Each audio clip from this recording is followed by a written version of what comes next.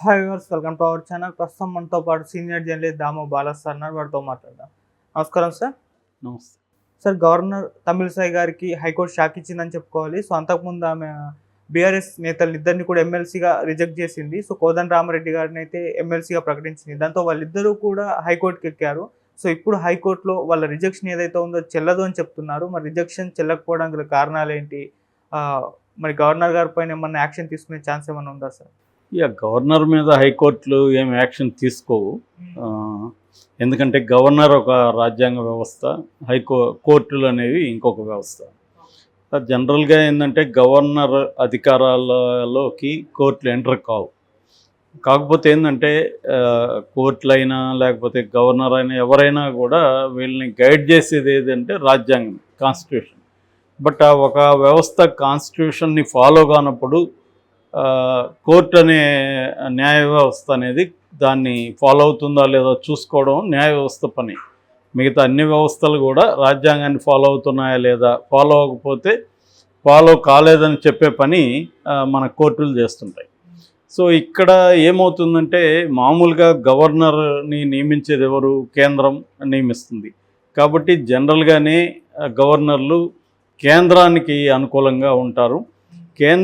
కేంద్రంలో ఉండే political party, రాష్ట్రంలో ఉండే పొలిటికల్ పార్టీ వేరైనప్పుడు, ముఖ్యంగా ఆ రెండింటి మధ్య పడనప్పుడు గవర్నర్లు ఏం చేస్తారంటే కేంద్రానికి అనుకూలంగా రాష్ట్ర ప్రభుత్వానికి వ్యతిరేకంగా అనేక ఇబ్బందులు రాష్ట్ర ప్రభుత్వాన్ని పెడుతూ ఉంటారు. అట్లాగే నివేదికలు కూడా ఎప్పటికప్పుడు కేంద్రానికి కూడా గవర్నర్లు పంపిస్తూ ఉంటారు. ఇక్కడ రాష్ట్రంలో ఎలా ఉంది పరిస్థితి ఏంటని. ఇది ఒక రకంగా ఏమైపోతారంటే గవర్నర్లు అనేవాళ్ళు ప్రాక్టీస్లో కేంద్ర ప్రభుత్వంలో ఉండే పార్టీకి అనుకూలంగా మారిపోయి ఆ పార్టీ ప్రతినిధులుగా వ్యవహరించడం అనేది జరుగుతుంటుంది. కానీ కేంద్ర ప్రభుత్వానికి అనుకూలంగా ఉన్న పొలిటికల్ స్టేట్స్ ఏవైతే ఉంటాయో వాటిలో గవర్నర్లు అసలు ఉన్నారో లేదో కూడా తెలియదు. వాళ్ళు ఏదైనా అకేషన్ అప్పుడు కనబడడం తప్ప మిగతా ఎక్కడ వాళ్ళ వాయిస్ కనబడుతుంది. ఇప్పుడు మనకు ఆంధ్రప్రదేశ్లో చూస్తే ఆయన అసలు ఉన్నాడా లేదా డౌట్ వచ్చే విధంగా ఉంటుంది.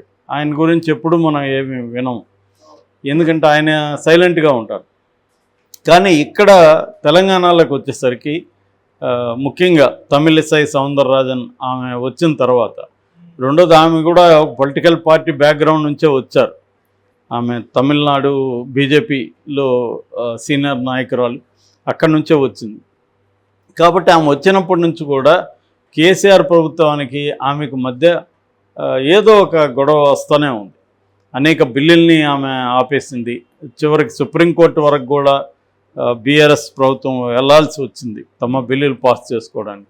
ఎందుకంటే ఇప్పుడు దీనివల్ల ఏమవుతుందంటే ప్రజలు కూడా సఫర్ అవుతారు.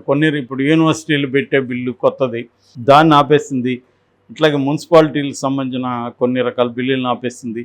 ఇలాంటి వాటి వల్ల ఏమవుతుందంటే ప్రజలకు కూడా దానివల్ల ఇబ్బందులు ఎదురవుతాయి. ఇప్పుడు స్టూడెంట్స్కి ఎడ్యుకేషన్ లేట్ అవుతుంది కదా యూనివర్సిటీ లేకపోతే, అట్లాంటి ఇబ్బందులు కూడా జరుగుతున్నాయి.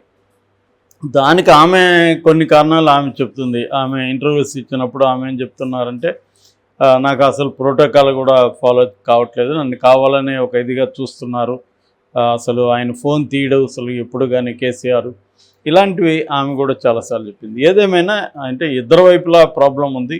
ఇటు కేసీఆర్ కూడా ఈగోకి వెళ్ళి ఆమెతో గొడవలు పెట్టుకోవడం, ప్రోటోకాల్స్ ఫాలో కాకపోవడం, ఇవన్నీ ఆయన చేశాడు. ఆమె కూడా ప్రభుత్వాన్ని ఇబ్బంది పెట్టడానికి, ప్రజలకు ఇబ్బంది పడతారనేది కూడా లేకుండా కొన్ని రకాల బిల్లుల్ని ఆమె విత్హెల్డ్ చేయడం, ఇవన్నీ ఎప్పటి నుంచో జరుగుతున్నాయి. సో ఈ లార్జర్ కాంటెక్స్ట్ మనం అర్థం చేసుకోవాలి ఓవరాల్గా, అప్పుడే మనకి ఈ ఇష్యూ అర్థమవుతుంది. సో ఈ కాంటెక్స్ట్లో ఇప్పుడు ప్రజెంట్ కోర్టు ఏం చెప్పింది ఏ విషయంలో చూసినప్పుడు, గతంలో గవర్నర్ కోటాలో 2 ఎమ్మెల్సీలు ఉన్నప్పుడు బీఆర్ఎస్ క్యాబినెట్ ఇద్దరిని రికమెండ్ చేసింది. దాసోజు శ్రవణ్ అండ్ కుర్రా సత్యనారాయణ ఇద్దరిని చేసినప్పుడు ఆమె రిజెక్ట్ చేసింది. ఆమె మామూలుగా కళా సాహిత్య రంగాలు లేకపోతే సామాజిక రంగాల నుంచి గవర్నర్ కోటాలు ఇవ్వాలి, కానీ రాజకీయంగా ఉన్న వాళ్ళకి ఇవ్వకూడదు అన్న ఒక గ్రౌండ్స్ మీద ఆమె రిజెక్ట్ చేసింది.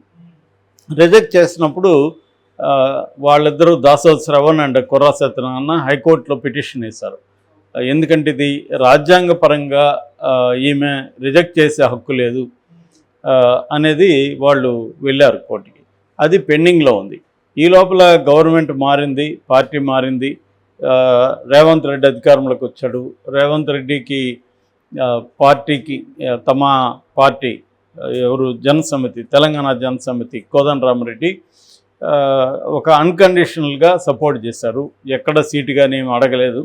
దానివల్ల ఆయన గెలిచినాక ఆయనకి ఏదో ఒక పదవి ఇస్తామని వీళ్ళు హామీ ఇచ్చినట్టు తెలిసింది. అందులో భాగంగానే ఆయనకు ఎమ్మెల్సీ, అట్లాగే మైనార్టీ వర్గం నుంచి ఉన్న అమీర్ అలీ ఖాన్, ఆయన సియాసత్ పత్రికకు సంబంధించిన వ్యక్తి, ఆయనకు ఇద్దరిని రికమెండ్ చేసింది క్యాబినెట్. సో ఈ ఇద్దరికేమో మామూలుగా అయితే ఫస్ట్లో గవర్నర్ వర్గాల నుంచి వచ్చిన న్యూస్ ఏంటంటే కోర్టులో ఆ విషయం తేలే వరకు కొత్తగా గవర్నర్ కోటాల నుంచి ఇంకెవరికి ఇవ్వము అని చెప్పారు. కానీ మరి ఏం జరిగిందో ఏమో కానీ ఇచ్చేశారు. దీనికి రకరకాల వ్యాఖ్యానాలు ఉన్నాయి, తర్వాత చెప్తాను నేను. సో మొత్తానికి కోదండరామ్కి, అలీఖాన్కి ఆమె గవర్నర్ కోటాలు ఇచ్చేసింది. అయితే వాళ్ళిద్దరూ ప్రమాణ స్వీకారం చేయలేదు. ప్రమాణ స్వీకారం చేసే రోజు మండలి చైర్మన్ అబ్సెంట్ అయ్యాడు. దాంతో ప్రమాణ స్వీకారం పోస్ట్పోన్ అయింది. ఈ లోపల దాసోజు శ్రవణ్ అండ్ కోర సత్యనారాయణ మళ్ళీ దీని మీద కోర్టుకు వెళ్ళారు. మమ్మల్ని ఏమో రిజెక్ట్ చేసింది. రిజెక్ట్ చేయడానికి ఆమె చెప్పిన కారణం ఏంటంటే దాసోజు శ్రవణ్ పొలిటికల్ పర్సన్ కాబట్టి ఇవ్వనని చెప్పింది. మరి కోదండరామ్కి ఎలా ఇచ్చింది? కోదండరామ్ కూడా అసలు ఆయనకి పార్టీనే ఉంది, పొలిటికల్ పార్టీనే ఉంది కోదండరామ్కి. మరి ఇదే గ్రౌండ్స్లో అది కూడా రిజెక్ట్ చేయాలి కదా, అదెందుకు ఇచ్చింది అనేది కోర్టుకు వెళ్ళారు. కోర్టు విచారణ జరిపింది. ఈరోజు కోర్టు తీర్పు చెప్పింది. ఈ తీర్పు ఏంటంటే ఆమె రిజెక్ట్ చేసిన అది చెల్లదు అని చెప్పింది. అట్లాగే వీళ్ళిద్దరిని నియమిస్తూ గెజెట్లో రిలీజ్ చేశారు కాంగ్రెస్ ప్రభుత్వం. ఆ గెజెట్ని కూడా కొట్టేసి ఆమెకు సీరియస్గా చెప్పింది ఏంటంటే 171 ఆర్టికల్ 171 ప్రకారం కాన్స్టిట్యూషన్లో గవర్నర్కు విస్తృతమైన అధికారాలు ఏమి ఉండవు. క్యాబినెట్ ఒకసారి డిసిషన్ తీసుకున్నాక ఆ క్యాబినెట్ రికమెండ్ చేసిన వాళ్ళని రిజెక్ట్ చేసే అధికారం గవర్నర్కు ఉండదు. మహా అంటే పంపించవచ్చు, మళ్ళీ పునఃపరిశీలన కోసం పంపించచ్చు తప్ప దాన్ని క్యాబినెట్ డిసిషన్ని రిజెక్ట్ చేసే అధికారం గవర్నర్కు ఉండదు అనే విషయాన్ని క్లియర్గా హైకోర్టు చెప్పింది. సో అది ఒకటి. రెండవది, అందుకని దాన్ని పునఃపరిశీలించమని ఆమెకు చెప్పారు. రెండవది, ఇప్పుడు ఈ ఇద్దరు సెలెక్ట్ చేశారు కదా, కోదండరామరెడ్డి అండ్ అలీఖాన్, ఈ ఇద్దరిది చెల్లదు కాబట్టి మళ్ళీ క్యాబినెట్ ఫ్రెష్గా ఇద్దరు పేర్లని పంపించాలి గవర్నర్కు అనేది చెప్పింది. సో ఇది బేసిక్గా కోర్టు చెప్పింది. అయితే ఇక్కడ రెండు విషయాలు ఉన్నాయి. ఒకటి, గవర్నర్కు తెలీదా 171 ఆర్టికల్ ఉంది, ఆమెకు లీగల్ అడ్వైజర్స్ ఉంటారు, ఆమె అన్నీ పరిశీలించే కదా చేస్తారు. అట్లాగే రేవంత్ రెడ్డికి తెలీదా ఇవన్నీ కేసులు ఉన్నాయి, మనం రికమెండ్ చేస్తే అది రిజెక్ట్ అవుతుంది, కోర్టులో ఉన్నప్పుడు అది ప్రాబ్లం అవుతుంది అనేది రేవంత్ రెడ్డికి తెలీదా? తెలిసి కూడా ఎందుకు చేశారు అన్నప్పుడు రకరకాల అభిప్రాయాలు బయటకు వస్తున్నాయి. అందులో ప్రధానమైనది ఏంటంటే రేవంత్ రెడ్డి కోదండరామరెడ్డికి ఎమ్మెల్సీ ఇవ్వడం పట్ల ఆయనకి ఇంట్రెస్ట్ లేదు, కానీ ఇచ్చినట్టు ఉండాలి తన తప్పు లేకుండా.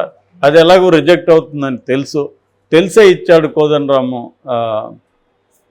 కోదండరామ్కి, అలీఖాన్కి. సో ఇది ఎట్లాగో రిజెక్ట్ అవుతుంది, మళ్ళీ మనం కొత్త పేర్లు పెట్టచ్చని. సో కోదండరామరెడ్డికి సార్ మేము ఇవ్వలేకపోయినాం, మేము ఇవ్వాలని అనుకున్నాం కానీ ఇవ్వలేకపోయామని చెప్పచ్చు. తర్వాత ఏమో మనకు ఎవరికి కావాలో వాళ్ళకి పొలిటికల్గా కావాల్సిన వాళ్ళకి ఇవ్వచ్చు, కోదండరామరెడ్డికి ఇంకేదో అడ్వైజరో ఏదో ఒకటి ఇవ్వచ్చు అన్న ఇది కనబడుతుంది అనేది కొంతమంది చెప్పింది. ఇది నిజమా కాదు తెలియదు. ఎందుకంటే ఇది మామూలుగా మనలాంటి వాళ్ళు బయట నుంచి పరిశీలించినా కూడా కనబడేది ఏంటంటే క్లియర్గా తెలుస్తుంది. కోర్టులో ఉన్నప్పుడు కోర్టులో ఉన్నప్పుడు గవర్నర్ ఇవ్వడమే రాంగ్, అది ఖచ్చితంగా రేపొద్దున తప్పు పడుతుంది కోర్టు అని తెలుసు.